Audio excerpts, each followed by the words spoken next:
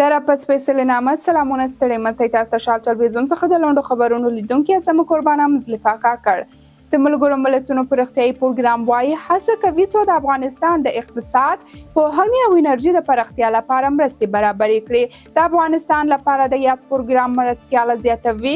تر دې مهاله یې د زرغونو خونو جوړولو له یوه کلینیک سره د طبي مرستو د متشبثو ښځو ملاتړ او همداراز د ملګرو ملتونو پر اختیاري پروګرام مرستیاله ډوبل موکریچي وایي چې په راتلونکو څو کلونو کې به دوی ډېرې پروژې له خصوصي سکتوره پر ملاتړ بانکوالي او له ښځو پر ملاتړ ورټولوي. د یادونې وړ ده چې تر دې وړاندې دغه سازمان ویلي و چې په افغانستان کې د ښځو په مشرۍ له 15,000 کوچني کاروبارونو ملاتړ کړی او همداراز 90,000 کسانو ته د کار زمینه برابره کړې. وال سټریټ ژورنال ورځپاڼې خبر ورکړی چې امریکا او اسرائیل د ایران د حملې د خنډولو لپاره تیاری نیسي. دا برید احتمال کېدای شي او حتی په راتلونکي 48 ساعتونو کې ترسره شي. د دغه راپور له مخې دا ځل پر اسرائیل او د ایران برید به د اپریل په میاشت کې پر دغه هیواد د تیر برید په پرتله پراخ او پیچلی وي. یوه ایراني ډیپلوماټ چې نوم یې نه دی یاد شوی وال سټریټ ژورنال ته ویلي دی چې اسرائیل له سرې کرښې تیر شوی او د ایران ځواب به کړاندی او سخت وي. د عربي او اسرائیلي رسنیو د راپورونو له مخې د لبنان حزب الله له اسرائیلو سره د پراخې جګړې د احتمال له امله د بیروت له جنوب څخه خپل لوړپوړي چارواکي ایستلي دي.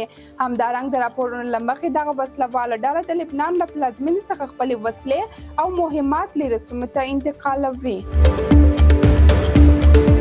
په پاکستان کې د بې اسناده افغان کډوالو د کورونو د پلټنو او د کډوالو د پراخ نیولو لړۍ یو وار بیا چټکه شوې ده.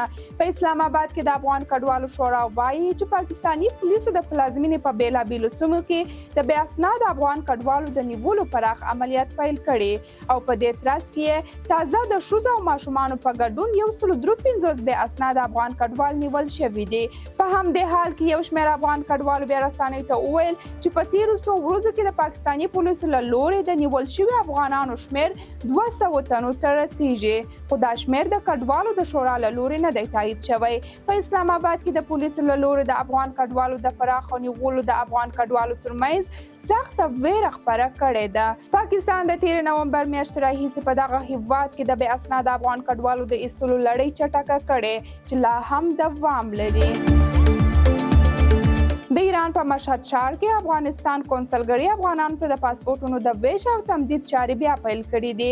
مشهد کې د افغانستان کونسلګرۍ مسؤلین ویلي چې له دې وروسته ایران کې میشت هیوادوال کولی شي چې د پاسپورټونو ترلاسه کولو او یا تمدید کولو لپاره دغه کونسلګرۍ ته مراجعه وکړي.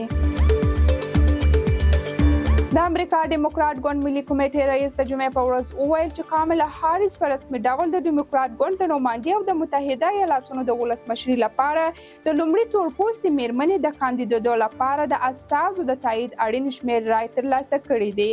کاملا هاریس لومړنۍ تورپوستې ښځه ده چې د امریکا د ولسمشر مرستیاله ده. که هغه د نومبر د 5 نیټې ټاکنې وګټي نو هغه به لومړنۍ ښځه وي چې د خپل هیواد ولسمشره شي.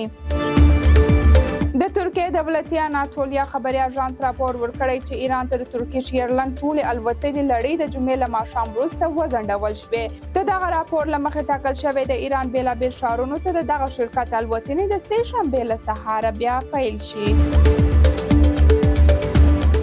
دا هم د نن ورځې لنډ خبرونه له ملتیا مو مننه. تر بیا ښې چارې.